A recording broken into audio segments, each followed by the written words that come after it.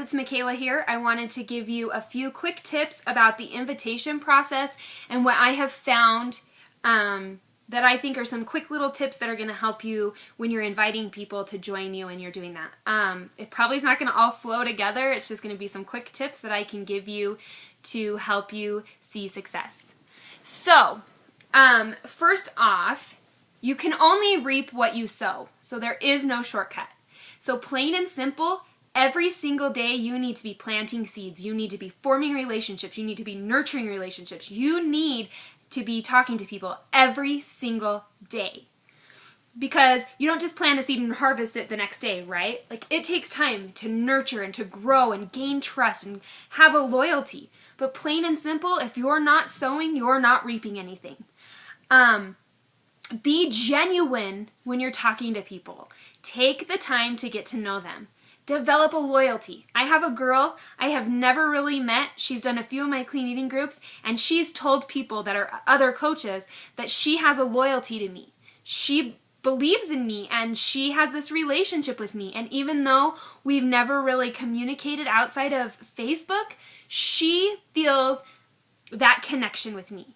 She knows that I can help her.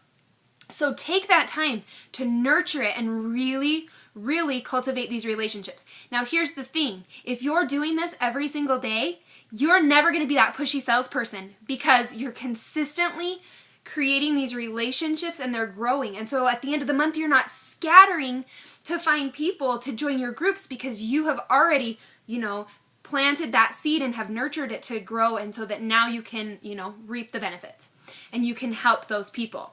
So a scenario is farmers don't just hurry and plant their seeds at the in spring and then leave. Like, whoop, done for the day, done for the summer. We're going to go party and then we're going to come back this fall. They tend to their fields. They baby their fields. They take care of them and they nurture them and they make sure that in the fall they're going to have the best rewards that they can possibly have. Be in tune with what people need, not what you want. So sure, you're wanting to, hit Success Club and you're wanting to do that, but do they need it in their life? Find out, dig deep, find out their story. Hey, what is your story? I would love to learn more about you. If they come back to you and say, I'm doing pretty good with my exercising, but I am really struggling with nutrition.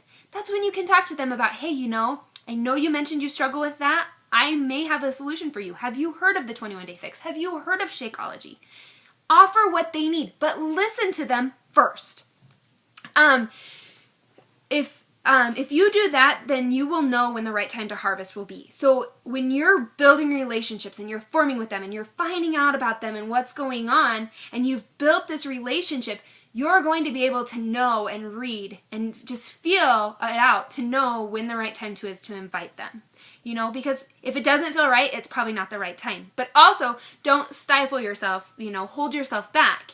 Just go with the flow, follow the scripts, and just really try to find out what they need in their life and try to find the right time for it. The only way on earth to influence other people is to talk about what they want and show them how to get it. So it's really annoying when you go somewhere and they try to sell you on why you need this car. But instead, isn't it better when someone's sells you on the car, they tell you this would be really good for, I know you were looking for more room for your family because you have 5 kids. I mean, when you spin it in a way that relates to them, they go, oh, I do want this. I want this in my life. I have a note really quick. There's a really cool coach out there. Her name's Bonnie Engel, and I was able to listen to her talk the other day. And she said one of the things that she does with the invitation process is if someone gives her an objection, which you'll get, she writes them down. She writes every single objection down. And then what does she do? She looks over them and says, okay, I've seen a common thread here that people are struggling with finding time to work out. So what does she do? She crafts a post about how she has struggled with finding time in her workout, and she spins it and shows them how she has made this fit into her crazy busy life. Or, that's an example. So find a way to obliterate objections by showing people instead of being like, oh no, girl, you have time, I know that you pay Candy Crush, so that's an hour you could be working out. Like no one's gonna listen to that. But if you can do it in a way that people can go, oh, well, if she can do it, look at how busy her life is, I definitely can do it. When it comes down to it, do not state what you want, but tell them how you can help them. So it's not like, I want you to buy the 21-day fix. It's, hey, I know you were looking for a good nutrition plan, and I think I have the solution. How can you help them? Focus on their wants, not your own. The secret of success is get the other person's point of view and see it from their angle. Find out, their perspective and see how you can be an aid and a solution to their problems and to their struggles. It's not about how you can get them. It's about what solution you can offer and how you can better their life and how you can be a support for them. So be the solution. So the first step, reach out to people. Start talking to them. It doesn't have to be a long, wordy message. Hey, how are you doing? I saw you just got back from California. How was your trip? And start that conversation. Find out what they're doing. If you're consistently posting on your Facebook, which is I don't count that as an invitation, but I do count that as a way to find people to invite. If you're posting consistently on your social media about what you're doing in your life, people will bring it up to you. Like, hey, I saw you were doing this. Great. They like to do that. You don't even have to, really sell them on it if you can really grow relationships and build trust with people.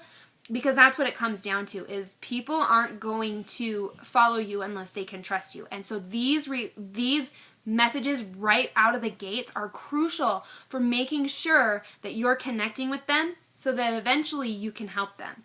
Again, it's not about the sale. It's not about the Success Club. That all follows by you being genuine and you honestly wanting to help people find a solution to their problems. So I hope this gives you a little insight into my thought process behind the invitation process. I know we've had amazing videos this week to learn more about it, and so I encourage you to post below any questions that you have that haven't been answered this week, or maybe they have and you haven't seen that. Comment below with your questions about the invitation process. That's what I'm here for. That's what the other people in this group are here for, is to help you make the best out of your coaching and for you to be the best coach that you can possibly be. All right, I'll see you guys later.